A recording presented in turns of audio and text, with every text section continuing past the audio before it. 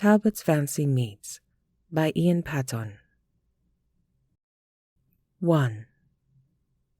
Talbot's butchery was one of the oldest buildings in Old Town, New Westminster.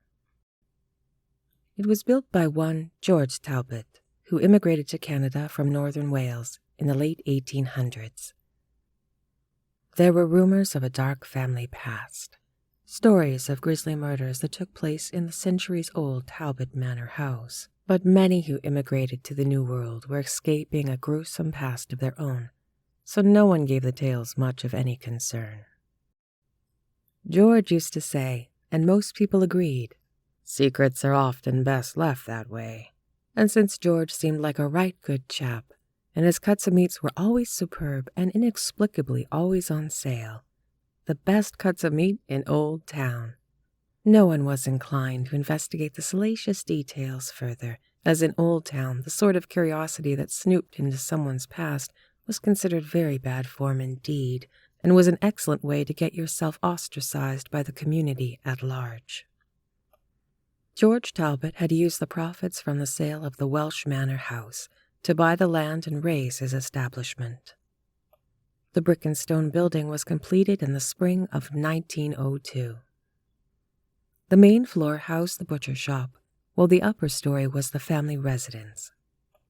Currently, the store was operated by Michael Talbot and his wife Maria. Michael Talbot was the grandson of old George. The business was passed on to him by his father Arthur Talbot, who inherited it when old man Talbot died. There were rumors that old George Talbot had dug a secret tunnel under his building, and the local legend was that there was a vault deep underground filled with Spanish treasure.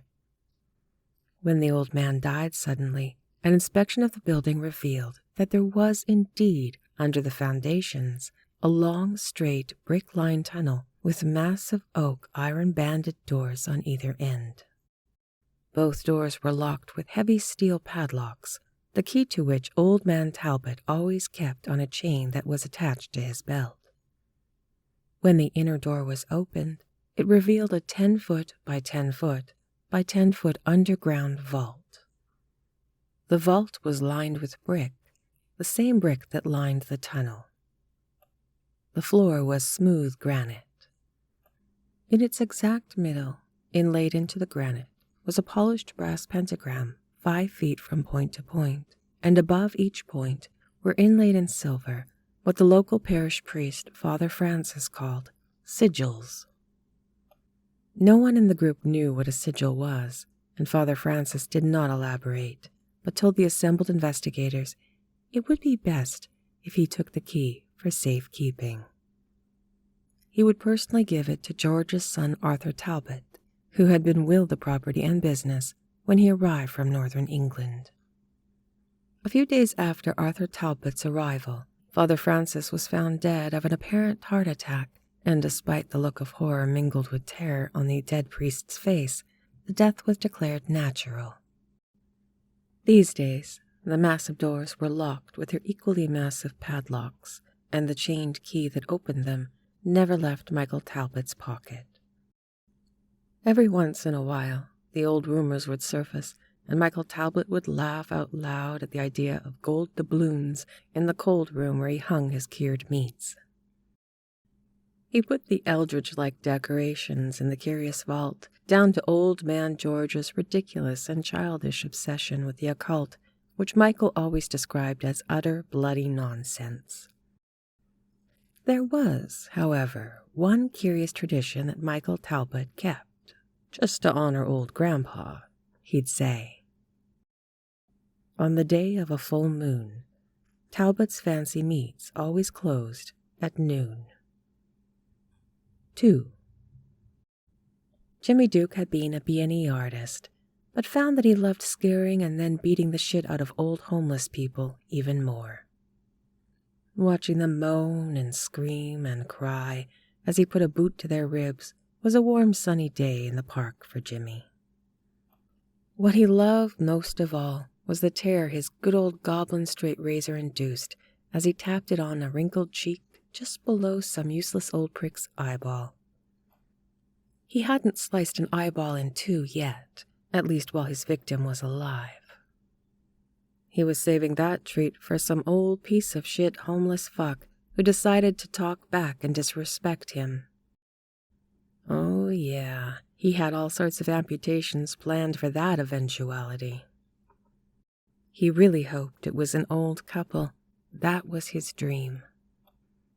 The old man, sprawled on the floor with a broken back, would watch as Jimmy and his goblin straight razor went to work flaying his pleading, screaming, old wrinkled bitch wife. Jimmy had a Glock 9mm, but he never needed it. His MO was simple and efficient and worked every time. Get them into the van with promises of food and a safe, warm place to sleep, and offer them a coffee from his thermos, and 5 minutes later, thanks to the nice warm truck and the Rohypnol, his victim was unconscious. When they woke up, they found that the isolated cabin Jimmy Duke had taken them to had neither food nor a warm bed. It was the slaughterhouse where Jimmy Duke had his fun, and when Jimmy's fun was over, the coyotes took care of any evidence. It had been a glorious year, but lately Jimmy Duke was getting a little bored. Old homeless people were just too easy a mark. He wanted something that was more of a challenge, more dangerous. Perhaps a younger couple, some successful middle-aged piece of shit and his wife, and the day Jimmy Duke, for the first time in his life, walked into Talbot's fancy meats with a smoked ham and salami, he felt his prayers had been answered. In fact, the poetry of slicing and dicing two middle-aged butchers, the married couple who stood behind the counter, almost made Jimmy cry tears of joy. Jimmy had actually wandered into Talbot's fancy meats because he had heard about the tunnel and the room at its bottom where Michael Talbot hung his hams to cure.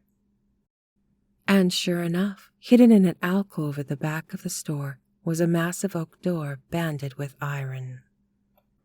"That's one heck of a big door you got in the back," said Jimmy with a big friendly smile as he stepped up to the till to pay for his salami. "Yep, they tended to build 'em big and heavy 100 years ago," said Michael. "I've heard at the bottom there's a room with bags of gold," said Jimmy with a bigger smile. Michael laughed. "Well, that's one I haven't heard in a while." And as he handed Jimmy Duke change for a 20, he said, "By the way, if you'd like to try it, my very best beef jerky will be ready tomorrow. But tomorrow night is a full moon, so we'll be closing at noon." When Michael saw the odd look Jimmy Duke gave him, he said with a smile of his own, "I know. It's a weird company tradition, started by my grandpa. He started it, and we've just kept it to honor the old man." "We like tradition in this house," said Maria Talbot, who had been closely watching Jimmy Duke from the moment he stepped into the store. In fact, Michael still shaves with a straight razor. It's an antique goblin razor, isn't it, Michael? "Indeed," said Michael, who was now looking at Jimmy with a very slight grin. Or was it a sneer? 3. When Jimmy left the store, he knew these two were not only going to die, they had to die. How the fuck could they have known what he did for fun? Nobody knew, for fuck's sake. He had been very careful, very clever, and yet somehow these two complete strangers seemed to have found out. Was mentioning the goblin razor just a coincidence? Jimmy didn't think so, and the look Michael Talbot had given him said it was no coincidence at all, and somehow, he thought, they know. He decided he needed to act, and soon. Tomorrow, he thought, I'll take a few tools from my B&E days and quietly break into Talbot's fancy meats. And this time, he thought, I'll take the Glock 9mm for a bit of silent persuasion. The best way, he thought, to get them into the tunnel and into the curing room is to hold the gun to Maria Talbot's head. When they were safely in the room, he'd shoot Michael in the back paralyzing his legs, and while he lay on the floor and watched, completely helpless, Jimmy Duke would go to work on his bitch wife. It was 10 p.m. and dark. The moon hadn't risen yet when Jimmy Duke parked his van on the now deserted street 2 blocks east of Talbot's Fancy Meats. He made his way down the back alleys until he was standing in front of the back door. In one pocket he carried his Glock, and in the other he carried his pick-lock gun. He opened the door with practiced ease, like riding a bicycle, he thought, as he very quietly moved into the delivery room at the back of the shop. Jimmy stood still as stone, listening hard, and he thought he heard quiet voices from the front of the store. He very carefully crept closer and heard them speaking. "He's the one, all right. Did you see that son of a bitch's face when I mentioned the goblin razor?" said Maria. "Sure did," said Michael. "Did you get that from Burgo?" "Yep," said Maria. "We'll notify the cops tomorrow." Jimmy Duke smiled a lizard smile and made a mental note to find out who the fuck Burgo was before killing these two. 4. "Hey, bitches, guess who, you two fucks," said Billy as he walked into the room and pointed his Glock directly at Maria Talbot's face. Maria Talbot gasped, and Michael stared wide-eyed, stopped chewing, and dropped the sandwich he was eating. "What the hell?" said Michael. "Shut the fuck up," said Jimmy. "Now, I want to see this famous ham-curing room of yours." He walked up to Maria and put the Glock to her forehead. "Right fucking now," he growled.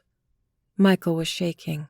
"Oh, okay, no problem, just please. Shut the fuck up. Pull that key out of your pocket and open the door, asshole." Michael was shaking so badly he could barely fit the key to the lock. Finally, the hasp clicked open. "Good," said Jimmy. "Now you go down, and when you open the door at the bottom, I want you to lie face down on the threshold." Michael didn't move fast enough, so Jimmy smashed the butt of his pistol right onto the bridge of Michael's nose, and Michael went down with a groan. Maria whimpered, and Jimmy put the barrel of the Glock against the back of her skull. "Shut the fuck up, bitch, or I'll blow your head off right here and now." He looked down at Michael. "Get up and start walking now." At the bottom of the dimly lit tunnel, Michael did as he was told.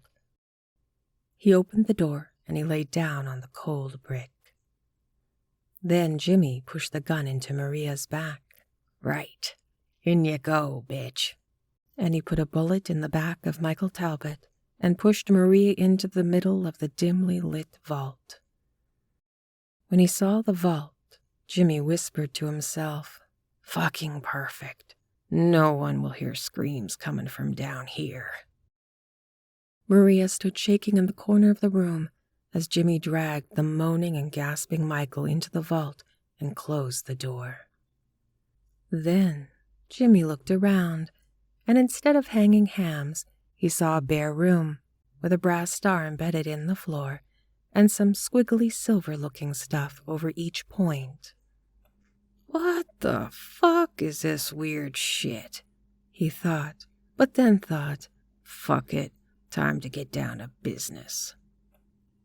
First thing I want to know is who is Burgo, and where do I find him? You tell me right now, bitch, or I'll blow your hubby's head off." And to emphasize the point, he walked up to Maria with his goblin razor and sliced open Maria's right cheek. Jimmy was pleased. He could see her teeth. The last thing in the world Jimmy Duke expected then was to watch Maria spit gouts of blood and at the same time laugh so hard she looked like she was going to cry. And then he saw Michael, the Michael he had just beat the shit out of and shot, stand up with ease and grace, the only seeming injury being blood splatter on his shirt. He was also laughing his ass off. Michael walked up to Jimmy and handed him the bullet. "That was intense. I haven't been shot in 20 years, he said with a big grin on his face. 30, smiled Maria as she removed her clothes and folded them neatly and stepped into the middle of the pentagram. And as she did, there was a loud whoomp, and suddenly the dimly lit room was filled with a spectral moonlight which emanated from the silver sigils. Jimmy Duke, mouth open, whispered, "What the fuck is this?" as he turned and faced Maria Talbot. Those teeth Jimmy had seen through the razor cut were now turning to long, needle-sharp fangs. Then Maria smiled, and as if she willed it, the slice made by the goblin razor healed in seconds without leaving a trace. "Virgo is a good friend. He's a coyote that lives in the woods around your cabin, and you were right about this room, Jimmy Duke," said Michael with a sneer as he went back into the tunnel and locked the heavy oak and iron door. "No one can hear you scream." Jimmy shit his pants as Maria Talbot attacked with grace and ease and eviscerated him with one swipe of her now 6-inch needle-sharp claws. Jimmy lived long enough to see his intestines uncoil and splatter out onto the floor, and screamed bloody murder as werewolf Maria ripped the eyes out of his head, and it all went dark. The next day, Michael hung a sign on Talbot's Fancy Meats front door that read, "Closed for stock taking, open again tomorrow." Michael and Maria drank a nice Merlot as they made their special sausage. It would be fully cured in about 2 weeks. However, this special sausage, only to be found at Talbot's Fancy Meats, was just for them. The end.